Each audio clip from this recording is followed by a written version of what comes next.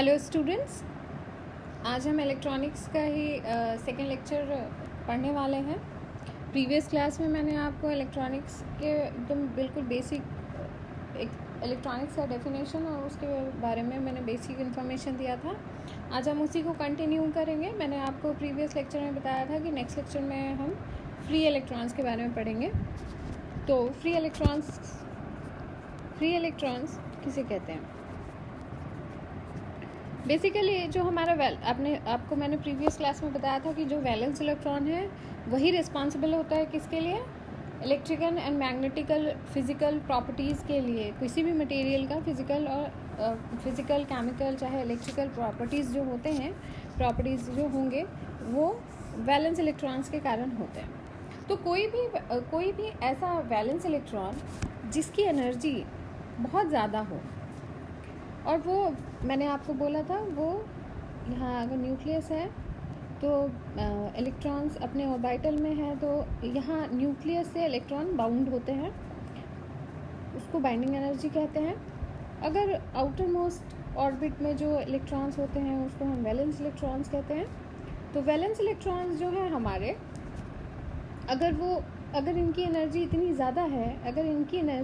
ज़्यादा है कि ये जो न्यूक्लियस से बाउंड है वो बहुत ही लूजली बाउंड है, ठीक है, कि थोड़ा सा भी हम उसको एनर्जी दें तो वो फटाक से उसको छोड़ दे, उस बाइंडिंग एनर्जी को वो तोड़ के निकल जाए।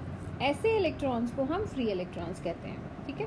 तो जितना ही ज़्यादा वैलेंस इलेक्ट्रॉन की एनर्जी होगी उतना ही कम वो न्यूक्लियस से बाउंड होगा, और वो जितना कम बाउंड होगा उतनी ही चांसेस हैं कि हम थोड़ा सा भी अगर उसको एनर्जी प्रोवाइड करें तो वो क्या करेगा, वो न्यूक्लियस की बाइंडिंग एनर्जी से निकल के, न्यूक्लियस के अट्रैक्टिव एनर्जी से निकल के वो जा सकता है।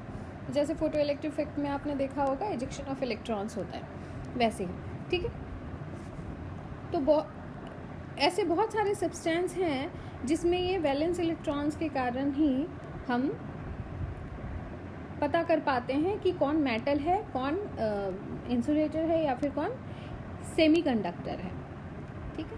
तो in certain material such as for example in metals, the valence electron possess so much energy that they are very loosely attached to the nucleus.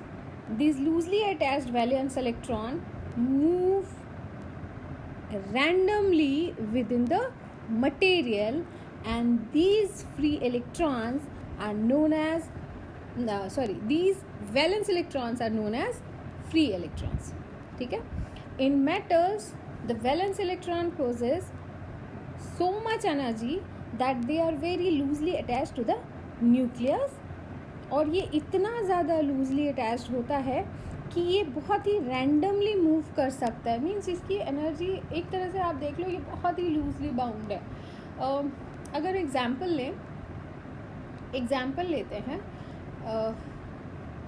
मोतियों की माला। अगर मोतियों की माला है और बहुत सारे मोती एक साथ ही मैंने लगाए हुए हैं, एकदम पैक्ड है, तो क्या है, वो घूम नहीं सकते, कहीं भी नहीं जा सकते, है ना। बट अगर मैंने क्या किया, मोतियों के जितना मोती का माला बना है, जितने उसके सर्कमफ्रेंस, जितना उसका रेडियस है, जो उसका सर्कमफ्रेंस है, उसमें अगर मैंने सारी मोतियां निकाल के 4-5 मोती लगा दी तो वो क्या होता है, वो कहीं भी कैसे भी मूव कर सकता है। अब उसको जो मैंने एक धागे में पिरो रखा है, अब आप ये सोचो कि मैंने उसको धागा भी निकाल दिया तो वो कितना रैंडमली मूव करेगा। तो ऐसे ही है कि valence electrons move random within the material, and these valence electron are known as free electrons, ठीक है। तो फ्री इलेक्ट्रॉन्स बेसिकली फ्री नहीं होता है, वो इतना कम बाउंड होता है कि थोड़ा सा भी एक्सटर्नल एनर्जी अगर मैंने मटेरियल को दे दिया तो वो तुरंत ही डिटैच्ड हो जाएगा उससे, ठीक है। तो अगर कंडक्टर की बात करें तो कंडक्टर में ना बहुत ही ज़्यादा large number of free electrons होते हैं, ठीक है। Large number of free electrons होते हैं, और large number of free electrons होने के कारण क्या होता है, ये कहीं भी मटेरियल के रैंडमली ये मूव कर सकता है, मटेरियल के अंदर रैंडमली मूव करता है, जिसके कारण इसकी कंडक्टिविटी बहुत ही हाई हो जाती है। ये तुरंत ही ये रिएक्ट करता है, कोई भी एक छोटा सा भी अगर एकदम स्मॉल क्वांटिटी ऑफ एनर्जी भी अगर मैं इसको प्रोवाइड करूं इन फ्री इलेक्ट्रॉन्स को, तो ये तुरंत से कंडक्शन करने लग जाता है। In insulator no free electrons, insulator में फ्री इलेक्ट्रॉन्स होते ही नहीं हैं। तो अगर इंसुलेटर में फ्री इलेक्ट्रॉन्स होंगे ही नहीं, वो टाइटली बाउंड है, वो कहीं भी नहीं जा सकते, तो इससे क्या होता है, उसमें आप कितनी भी एनर्जी उसको दे दो वो डिटैच नहीं होता है। और आपको पता है कॉन्सेप्ट क्या है, करंट का डेफिनेशन क्या है, flow of charge per unit time, flow of charge Q is equal to IT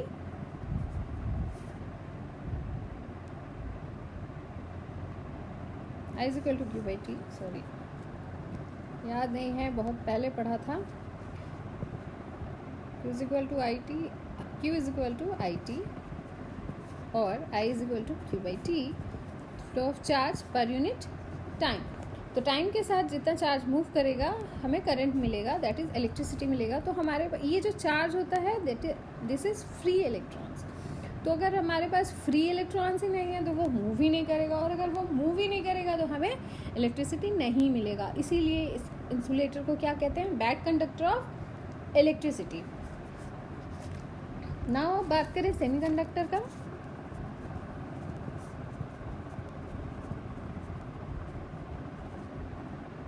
semiconductor में बहुत थोड़ा अमाउंट होता है, मतलब कम होता है, very few at room temperature. Temperature पे डिपेंडेंट होता है, इसलिए मैंने यहाँ रूम टेम्परेचर के बारे में बात की है। इंसुलेटर में भी आप रूम टेम्परेचर डिफाइन कर सकते हो, और कंडक्टर में भी रूम टेम्परेचर में large number of free electrons होते हैं। तो सेमीकंडक्टर में बहुत ही कम होता है बट काफ़ी कम होता है। तो इन रूम टेम्परेचर ये इंसुलेटर की तरह ही बिहेव करता है। जो हमारा प्योर सेमीकंडक्टर है वो इंसुलेटर की तरह ही बिहेव करता है, बट स्टिल इसमें हमारे पास थोड़ा सा वेरी फ्यू इलेक्ट्रॉन्स होते हैं, वेरी फ्यू इलेक्ट्रॉन्स और free electrons at room temperature. तो आपको पता चल गया, valence electron is the most important factor for electronics, or you can say free electrons। ठीक है, तो आगे से हम वैलेंस इलेक्ट्रॉन नहीं बोल के क्या कहेंगे, फ्री इलेक्ट्रॉन्स कहेंगे, बिकॉज यही रिस्पॉन्सिबल है जो कि कैटेगराइज करता है मटेरियल को conductor, metal, insulator, non metal और सेमीकंडक्टर में। और जो हमारा इलेक्ट्रॉनिक्स है वो बेसिकली सेमीकंडक्टर पे ही डिपेंड कर रहा है। हमने जितने भी सेमीकंडक्टर डिवाइसेस, जितने भी इलेक्ट्रॉनिक डिवाइसेस पढ़ोगे वो सेमीकंडक्टर से ही बने हुए होते हैं। ये बहुत ही अच्छा कॉन्सेप्ट है और बहुत ही ज़्यादा इसका एप्लीकेशन है। आप जैसे जैसे आगे पढ़ते जाओगे आपको इंटरेस्ट आते जाएगा।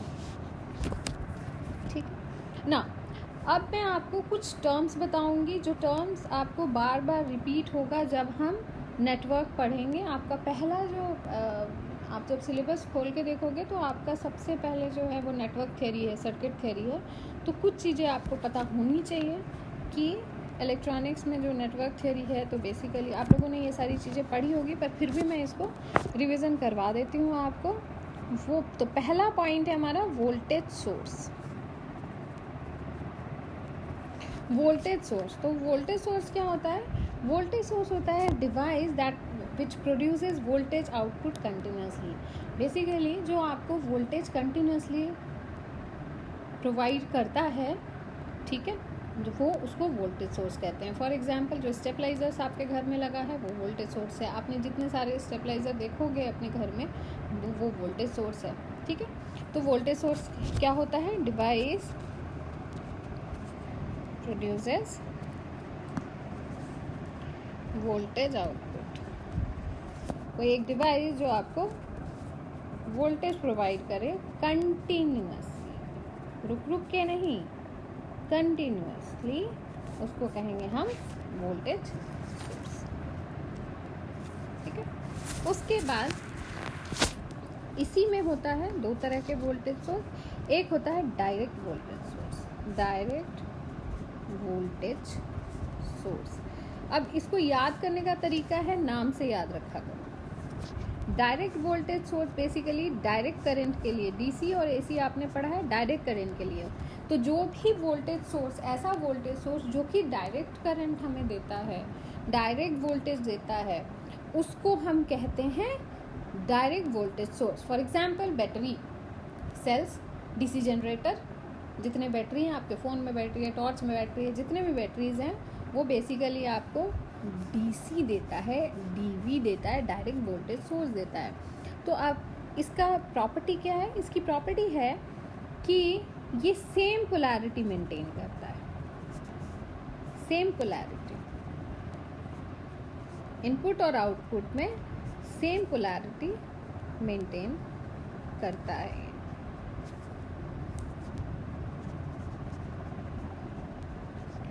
Same maintain same polarity of the output voltage. The input जो भी मिला उसको, वो आउटपुट वोल्टेज को सेम पोलैरिटी ही देता है, इसीलिए उसको हम डायरेक्ट करंट कहते हैं। बेसिकली फेस चेंज नहीं होता है, ऐसे करंट मिलता है हमारा टाइम के साथ, करंट हमारा ऐसे होता है। ठीक है, इसका फेस चेंज नहीं होता है। अगर मैं ग्राफ बनाऊँ तो करंट का हमेशा एक डायरेक्शन होगा, करंट का हमेशा एक डायरेक्शन होगा। अभी मैंने डायग्राम बनाया, अगर ये करंट है आपका, ये वोल्टेज है, तो करंट का हमेशा V = IR, नहीं ये टाइम होता है, वोल्टेज से तो ओम्स लॉ है, तो ओम्स लॉ AC के लिए भी सेम ही होगा। तो ये तो ओम्स लॉ हो गया हमारा। अगर मैं फेज़ की बात करूं, अगर ये फेज़ है हमारा और ये हमारा करंट है, तो ये अगर करंट है हमारा, तो ये पोलैरिटी जो है वो कांस्टेंट रहेगा। ये हमेशा एक ही डायरेक्शन में, करंट जो है वो हमें एक ही डायरेक्शन में मिलेगा, इसके फेज़ में कोई चेंज नहीं होगा। तो current has one direction as source maintain the same polarity of output voltage. आपको पता है by Ohm's law V = IR।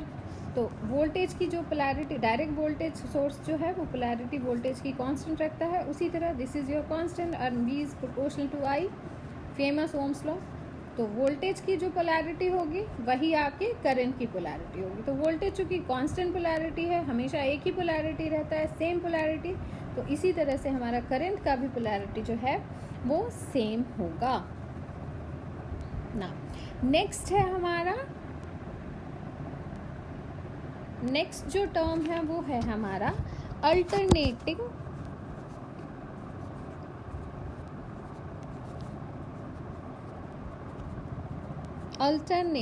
Voltage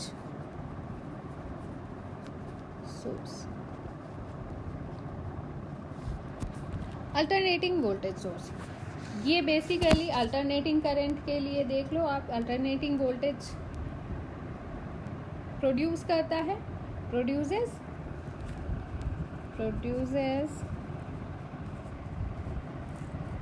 alternating voltage periodically। ये रिवर्स करता है पोलैरिटी को,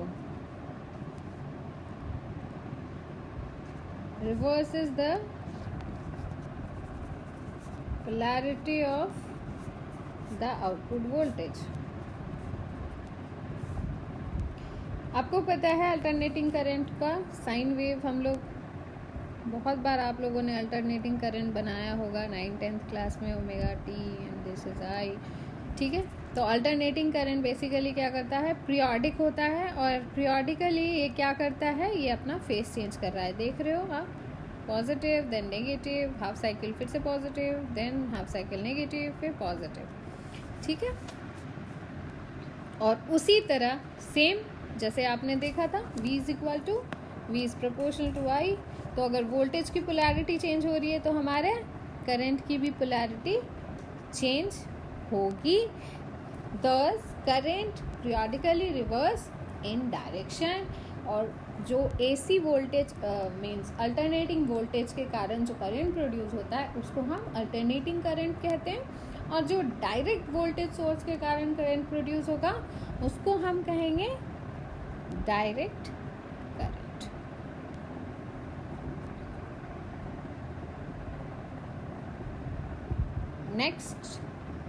नेक्स्ट टॉपिक है आपका, नेक्स्ट जो टर्म है वो है constant voltage source. Constant voltage source, तो वोल्टेज सोर्स आप लोगों को रेजिस्टेंस के बारे में पता है, इम्पीडेंस के बारे में पता है, 9th-10th में आप लोगों ने पढ़ा था। ये होमवर्क है आपका, अगर आपको नहीं याद है रहा है तो जाके एक बार ज़रूर पढ़ना।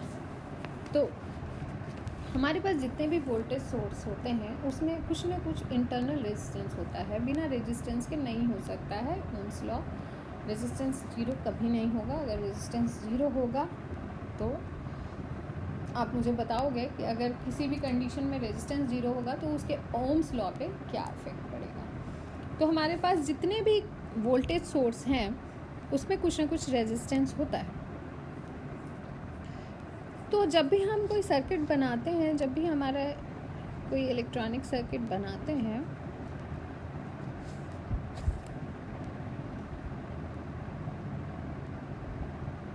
तो हम क्या लगाते हैं, एक लोड रेजिस्टेंस ज़रूर लगाते हैं या इम्पीडेंस। मैं आपको रेजिस्टेंस से समझा रही हूँ, इसको हम लोड रेजिस्टेंस कहते हैं और इसको वोल्टेज कहते हैं। इसका एक इंटरनल रेजिस्टेंस होता है RI। तो कोई भी वोल्टेज सोर्स, ऐसा वोल्टेज सोर्स जिसका इम्पीडेंस इंटरनल रेजिस्टेंस है या इंटरनल इम्पीडेंस, इंटरनल इम्पीडेंस अगर बहुत लो होगा, low as compare to load impedance, तो वो एक constant voltage source voltage provide करता है। मतलब उसकी जो वो टाइम के साथ या करंट के साथ उसका वोल्टेज सोर्स जो होगा VI का अगर ग्राफ प्लॉट करें हम यहाँ पे, तो ये वोल्टेज एकदम करंट बढ़ रहा है, करंट एकदम बढ़ रहा है, बट वोल्टेज जो है वो कांस्टेंट रहेगा। करंट 0 था तो भी वोल्टेज सेम, करंट 5, 10, 15, 20, मतलब करंट इंक्रीज कर रहा है बट वोल्टेज हमारा कांस्टेंट का कांस्टेंट ही है। तो जब भी कंडीशन क्या होना चाहिए, इंटरनल इम्पीडेंस लो होना चाहिए as compare to load impedance, means RL is greater than RI। ठीक है, तो voltage source having low internal impedance as compare to the external load impedance is known as a constant voltage source। तो ये condition आपको हमेशा याद रखना पड़ेगा। ये कंडीशन बहुत इम्पॉर्टेंट है कि जो हमारा जो हमारा इंटरनल इम्पीडेंस है वो लो होगा, काफ़ी लो होना चाहिए। ऐसा भी नहीं है कि 5-10 का अंतर हो, थोड़ा लो होना ही चाहिए। तो उससे क्या होगा, हमें एक कांस्टेंट वोल्टेज सोर्स मिलेगा। तो जब भी हम एक कांस्टेंट वोल्टेज सोर्स एपरेटस बनाते हैं, कोई भी हम डिवाइस बनाते हैं, तो हम इस चीज़ का ध्यान रखते हैं कि जितना लो कर सकें हम इंटरनल इम्पीडेंस को, उतना लो हम करने की कोशिश करते हैं।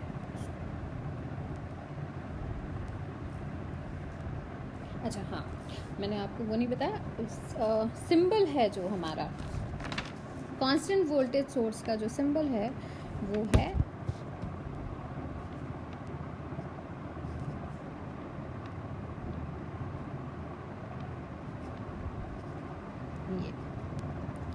ये सिंबल है हमारा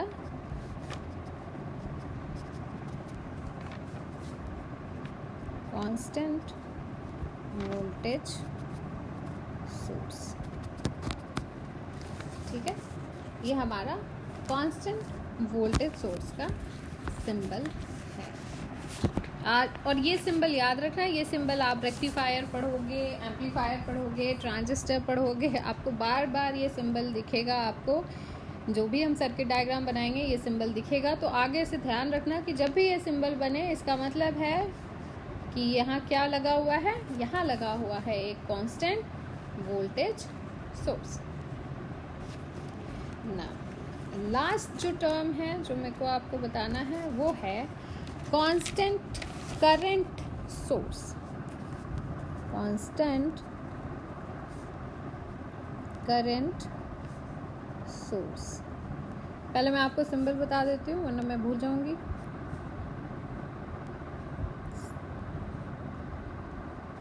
ये एरो मार्क रहेगा, एक सर्कल, और ये तो जहाँ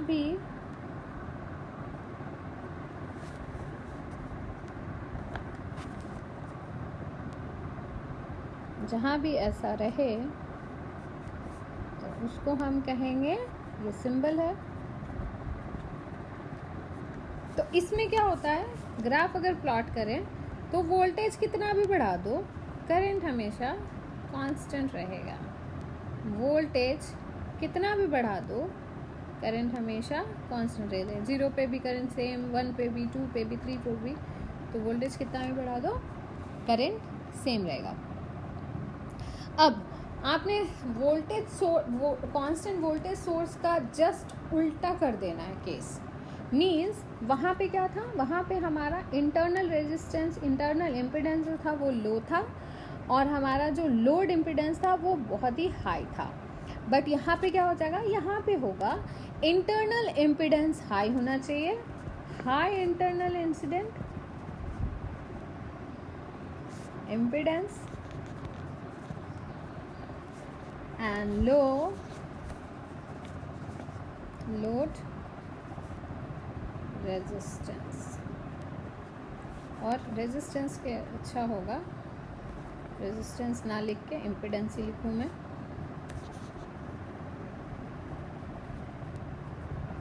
तो अगर ऐसा कोई सर्किट है हमारे पास जहाँ हाई इंटरनल इम्पिडेंस है एंड कंपेयर टू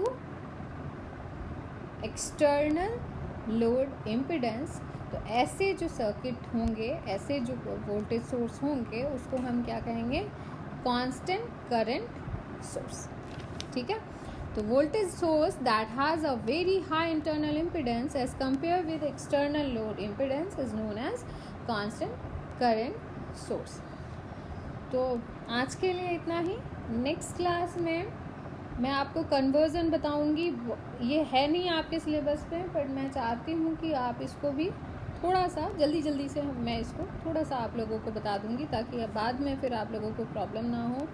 ये सारी चीज़ें आप लोग पढ़ के आए हो, कन्वर्जन, कांस्टेंट वोल्टेज सोर्स को करंट सोर्स में कैसे कन्वर्ट करते हैं, ये सारी चीज़ें आप लोग पढ़े हो।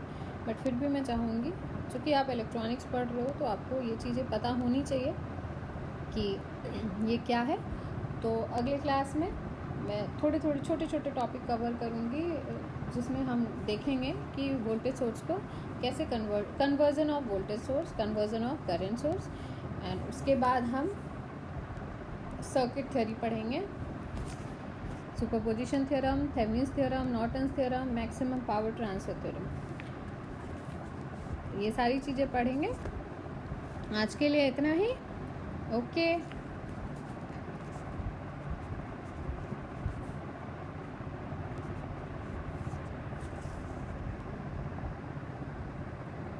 मिलते हैं नेक्स्ट क्लास में। Thank you and all the best.